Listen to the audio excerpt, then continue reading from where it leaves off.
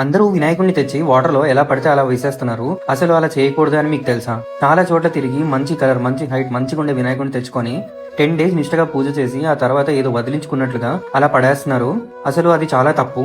ఇప్పుడు నేను చెప్తాను వినండి. మన పురాణాల ప్రకారంగా అసలు వినాయకుడి నిమజ్జనం అంటే ఏంటో అని. ఒకసారి వేదవ్యాసుడు వినాయకుడిని మహాభారతం రాయమని అడుగుతాడు. అయితే వినాయకుడు కూడా దానికి యాక్సెప్ట్ చేసి ఒక కండిషన్ పెడతాడు. అది ఏంటంటే మొత్తం మహాభారతం అంతా ఆగకుండా చెప్పాలి అని. ఈ కండిషన్ వ్యాసుడు కూడా యాక్సెప్ట్ చేస్తాడు. ఇక నెక్స్ట్ 10 డేస్ ఆపకుండా చెప్తూనే ఉంటాడు అండ్ వినాయకుడు కూడా రాస్తూనే ఉంటాడు. 10 డేస్ ఆపకుండా రాయడంతో వినాయకుడు ఒళ్ళంతా కాలిపోతుంటుంది. 11th డే వేదవ్యాసుడు కళ్ళు తెరిచినప్పుడు వినాయకుడి బాడీని చూసి షాక్ అవుతాడు. ఎందుకంటే చాలా రెడ్ అయిపోయి ఉంటుంది. చందనం పేస్ట్‌తో ఆ బాడీ అంతా రుద్ది వాటర్‌లో స్నానం చేపిస్తాడు. స్నానం చేపిచ్చాక మళ్ళీ ఆయన ఉండే ప్లేస్‌లోకి తీసుకెళ్తాడు. ఈ టోటల్ సీన్‌నే వినాయకుడి నిమజ్జనం అని అంటారు. ఇదే యాక్చువల్ మీనింగ్. లైక్ దేవుడికి స్నానం చేయించి మళ్ళీ మళ్ళీ మూల స్థానంలో పెట్టడం. బట్ మనకి చాలా తప్పుగా అర్థం చేసుకుంటున్నారు ఈ కలియుగంలో జనాలు.